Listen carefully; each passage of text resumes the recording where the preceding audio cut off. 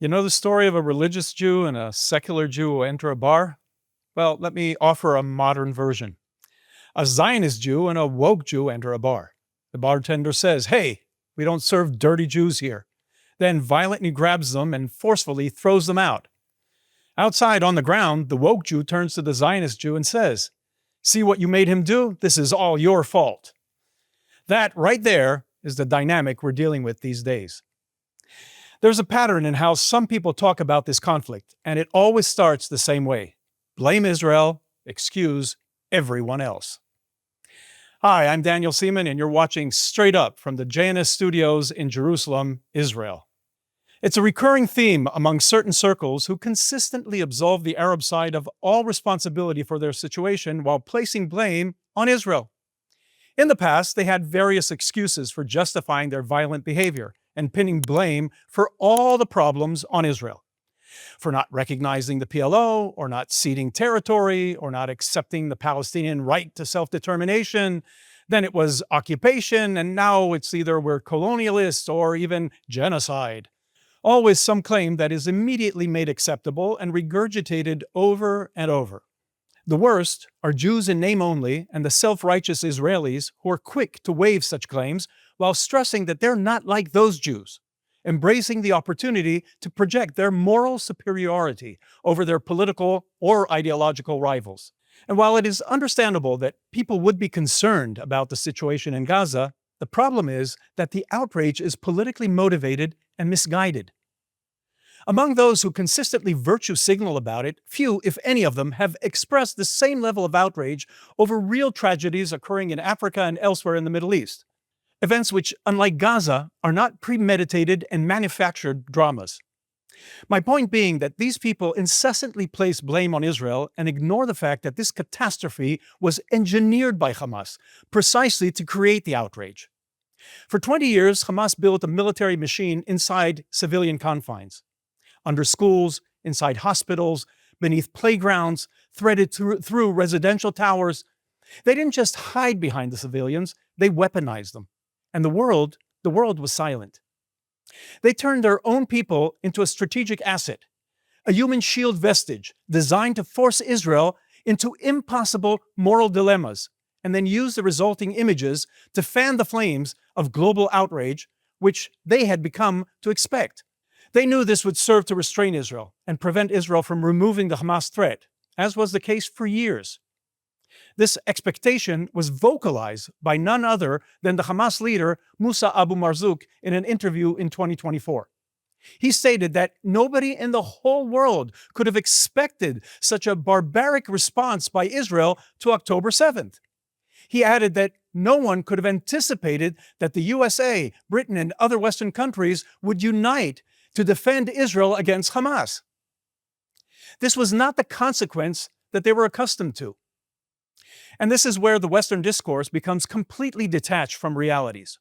Because not only have they never demanded responsibility from Hamas for its actions, none of these people ever said a word about what our children and all of us here in Israel have had to endure for years by what Hamas has done. Every few months having to run to shelters from missiles that Hamas fired into civilian areas, year after year after year.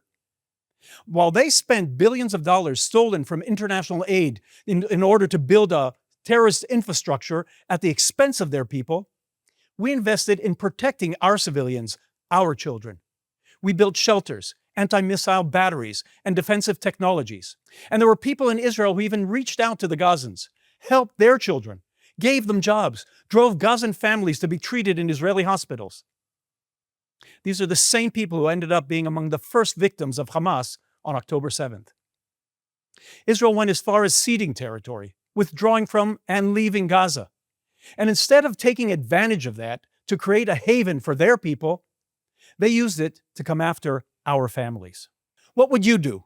What would you demand your government do if you were in our situation? The perpetrators of these violent acts were encouraged for years by the hypocritic, self-proclaimed peace activists and now Gaza supporters who demonstrated in support of murderous terrorists and even now continue to cheer on October 7th. While Western politicians and activists are busy lecturing Israel about morality, almost none of them are paying attention to the corruption and the exploitation happening inside of Gaza, as the same players who manipulated their situation for years turned this war into a business model. Israel Channel 11 reported this week about Gaza's social media influencers.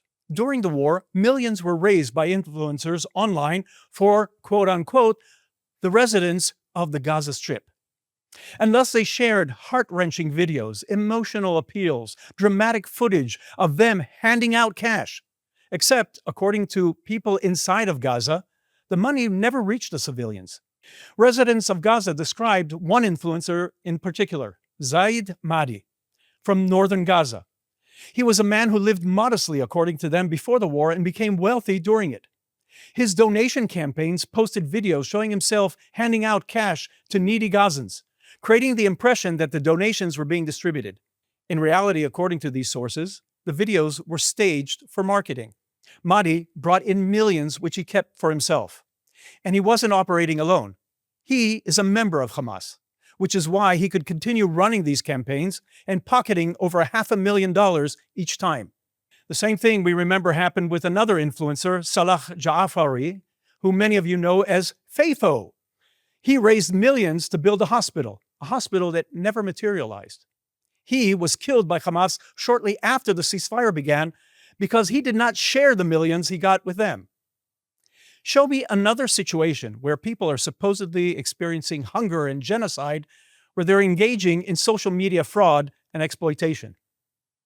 This is the part of the story that the world never wants to talk about: the internal rot in Gaza, the exploitation, the people who profit from the tragedy, while the international community blames Israel for every consequence of Hamas decisions.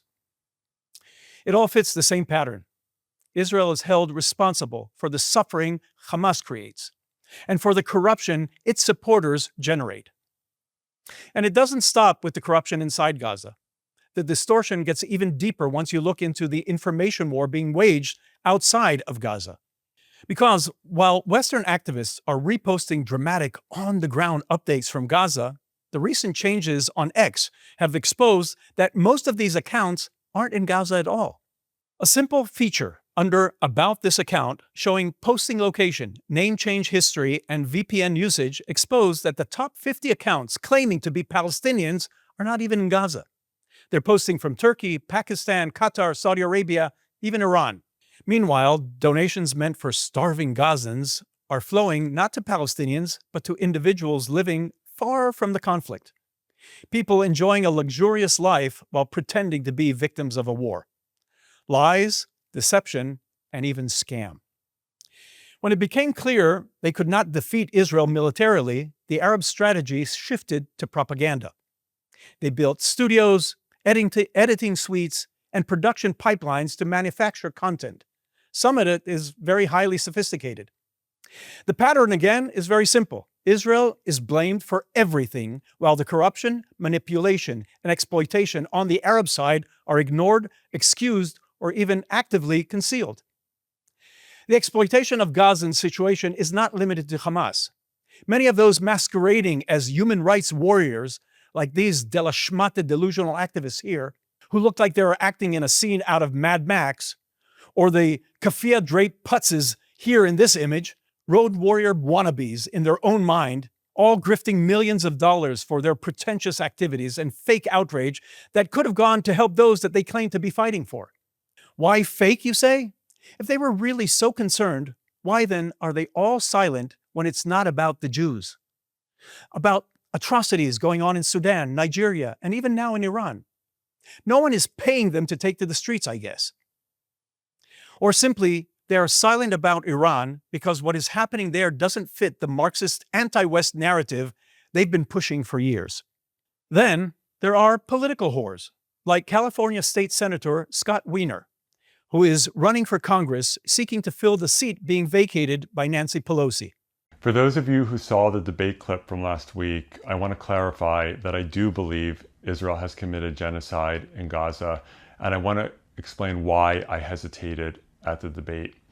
For the past 2 years, I have harshly opposed Israel's escalations in Gaza, and I've used phrases like total destruction and catastrophic levels of death and moral stain.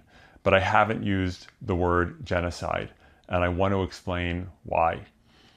As a Jew, I am deeply aware that the word genocide was created in the wake of the Holocaust, which was the industrial extermination of 6 million Jews.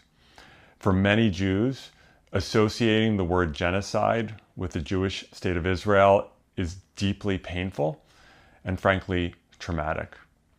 But despite that pain and that trauma, we all have eyes, and we see the absolute devastation and catastrophic death toll in Gaza inflicted by the Israeli government. And we all have ears, and we hear the genocidal statements by certain senior members of the Israeli government.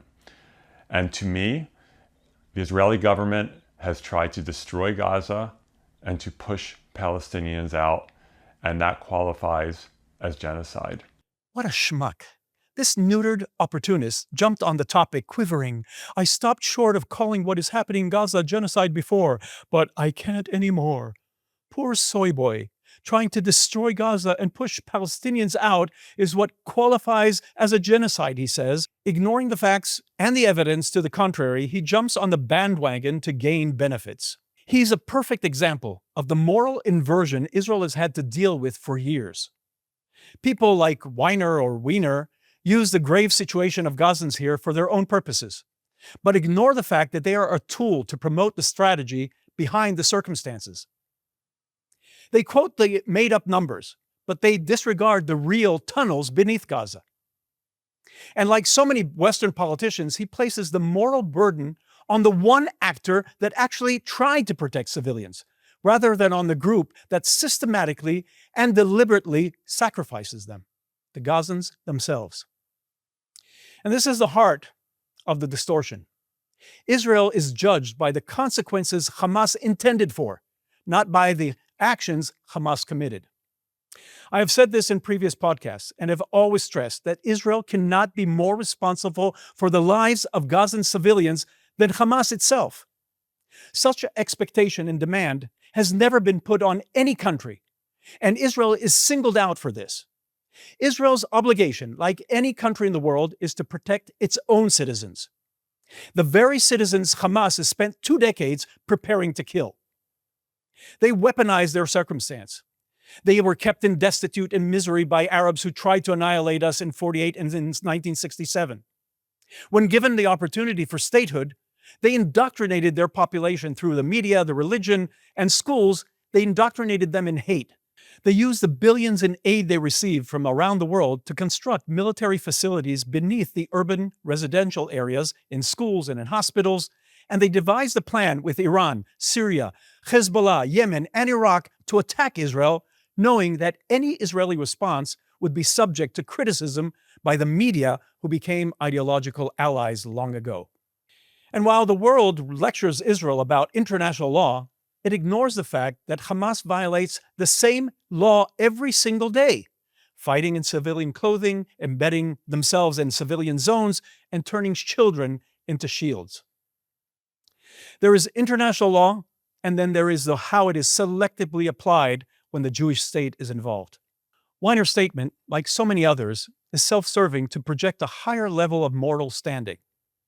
And people like him reinforce Hamas's strategy, the shift to blame onto Israel while absolving the organization that built its entire doctrine on the death of its civilians. Yes, the situation in Gaza is tragic, but the responsibility lies with Hamas and all those who helped them create the conditions for it. Well, now let's go into some of the news items.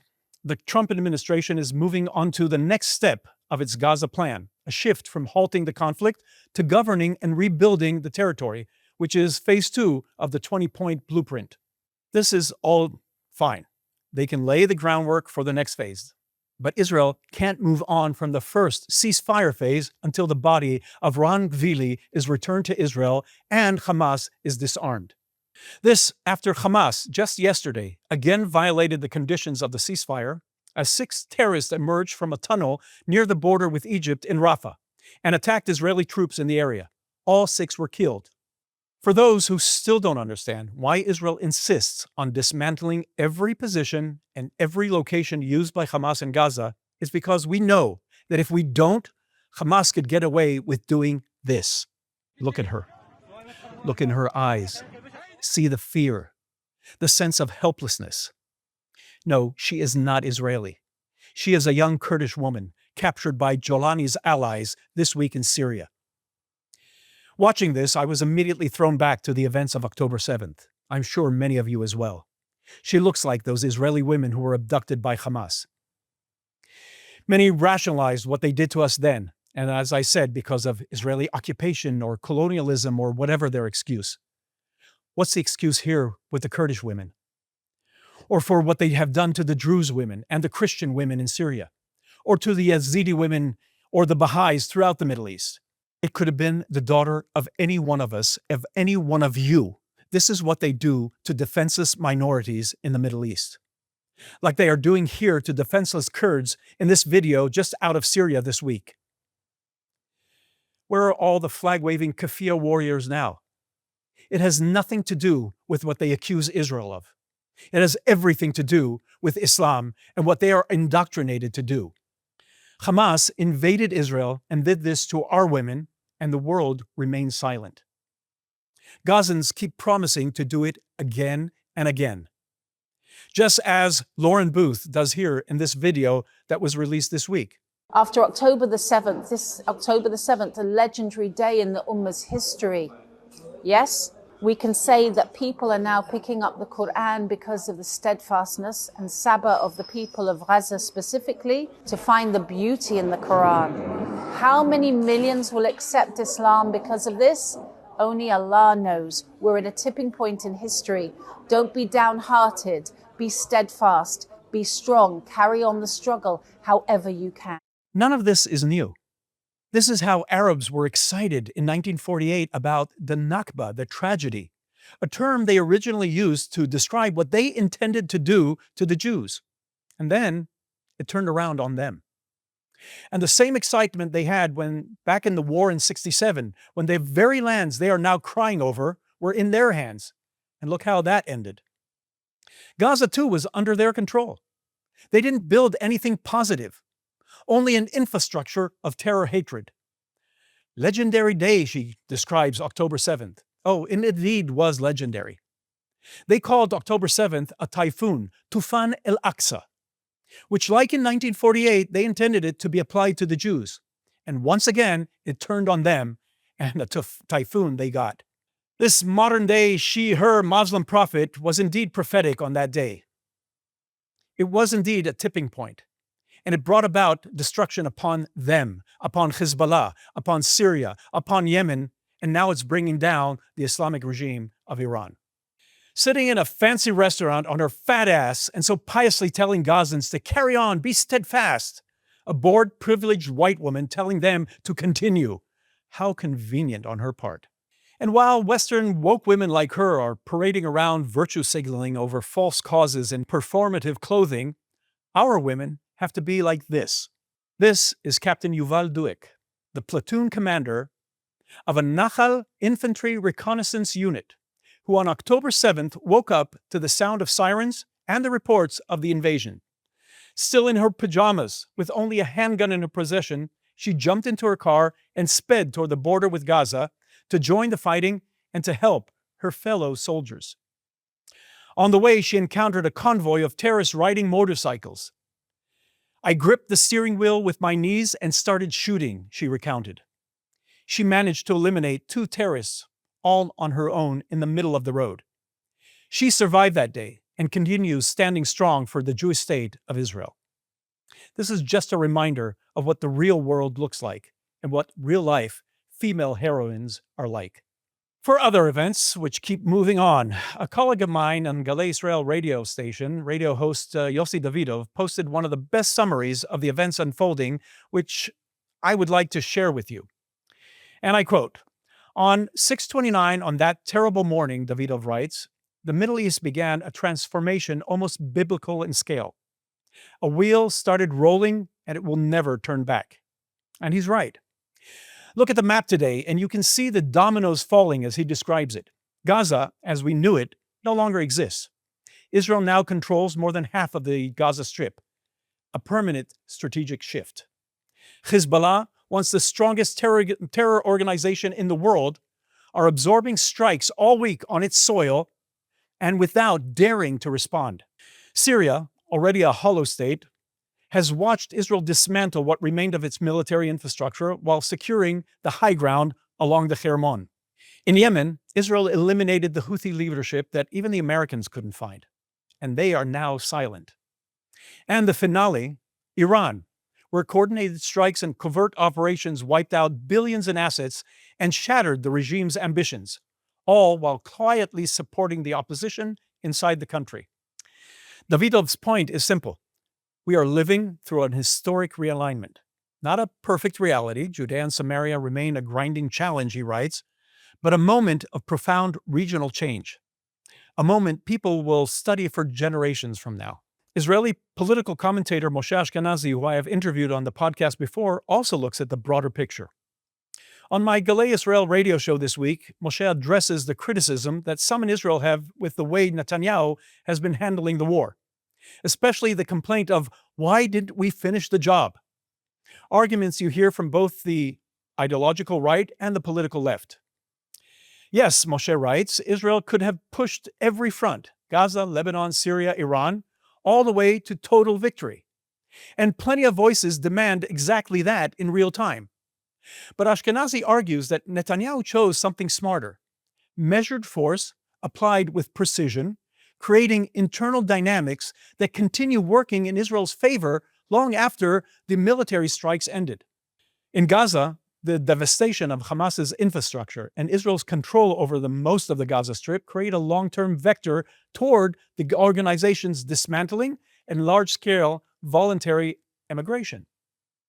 In Lebanon, the elimination of Hezbollah's senior command and the destruction of much of its military capability and the severing of its supply line through Syria opened the door for the Lebanese state to eventually strip the group of its heavy weapons and push it into decline. In Syria, the collapse of the Syrian army, air, sea, and land, combined with Israel's control of the Syrian Golan and the Hermon Heights, creates an 80-kilometer buffer zone, a strategic threat to both Syria and Lebanon, and a basis for a new alliance with the Druze and other minorities in that area. And in Iran, the blow to the nuclear and missile programs, along with the humiliation of the regime, already poor and water-starved, fuels internal unrest as we're witnessing and accelerates economic stress. Recent sanctions only deepen the pressure, and Iran moves closer to collapse and regime change, which will alter the whole dynamics in the region and globally. Ashkenazi's argument is that these moves together create strategic advantage for Israel across the board. And more importantly, they set in motion a process of self-collapse among Israel's most dangerous adversaries. The war isn't over, he notes, and some fronts may require another dose of Israeli force, but the trajectory is very clear. Lebanon and Gaza may be next in line for that additional dose. And thanks to the careful management of resources, Israel still has plenty of capacity left. Moshe Ashkenazi concludes that patience and wisdom are the key, and Israelis have shown that we have both of them. On another interesting item, Israel and the United States are discussing a new security assistance agreement, as Netanyahu has informed the administration that Israel wants the aid to be reduced. The current agreement, signed with the Obama administration, is nearing its expiration, and given the current public atmosphere in the United States, Israel does not want to remain dependent on American security assistance. Netanyahu told Trump that he is interested in a new agreement that would gradually decrease the aid. So that's a round of some of the voices and items here in Israel. One last thought before concluding today's podcast. Mattel Toy Company this week launched its new autistic Barbie. If they want to be even more inclusive, I have a suggestion for them. They could launch the mentally deranged Barbie, all with hijab, keffiyeh, nose ring, and purple hair, waving the Pali flag. It's just a thought. Should give some of you something to write about in the comments. Well, that brings today's episode to a conclusion. Thank you for joining me here. I'll be with you again next week on Straight Up on JNS TV, coming to you from the Jerusalem, Israel studios.